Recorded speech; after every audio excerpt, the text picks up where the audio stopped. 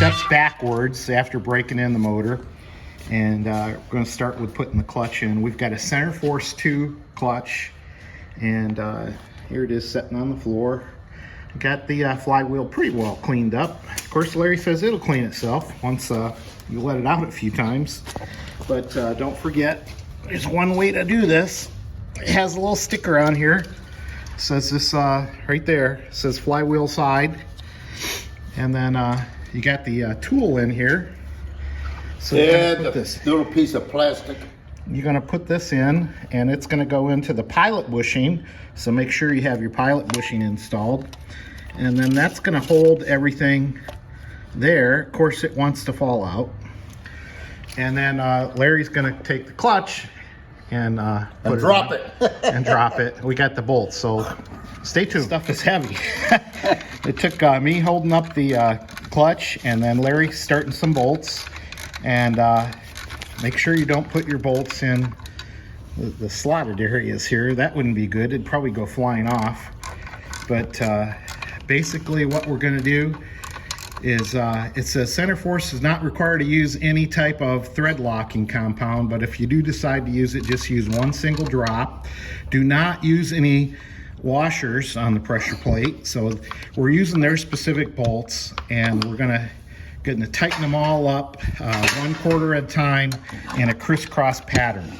And then our final torque will be 35 to 38 foot-pounds. Now, as you notice, you know, you're starting to put pressure on this clutch as Larry tightens this up. So, you know, it will tighten up it's kind of tough. Yeah, I got the big ratchet here. Yeah, he's got the, we want to make sure we don't cross thread anything or any bull crap like that. But you can see I've got the tool in there. You don't want to pull that out yet. We're not ready to pull that out. Yeah, you do. You want to make certain it's loose. Yeah, make sure it's loose, but you don't want to pull it out yet. All right, until we get it fully tightened. Torque wrench set to 38 foot-pounds. I want to the maximum, you know. And we got, this is a snap-on torque wrench. We've been using this throughout the... Boy, that's easy now. Yeah, it's easy. Yeah, now he got the... he doesn't have the little wrench on there. It's a lot easier.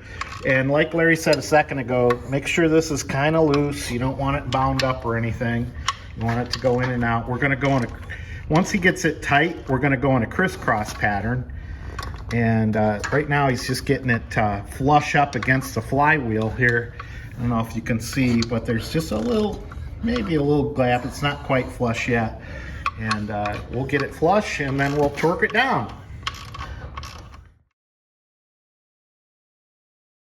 All right, we're working on this SS Chevelle, and you can see it's beautiful blue, but the painter screwed up, I think. I don't know. Look at these.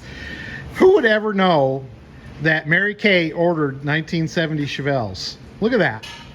Look at that beautiful paint. Looking yonder. Looks like a flamingo.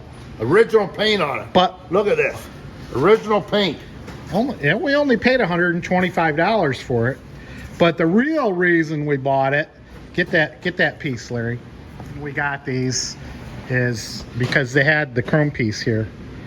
And correct me if I'm wrong, but they put these on Chevelles in Baltimore up to March, Mike?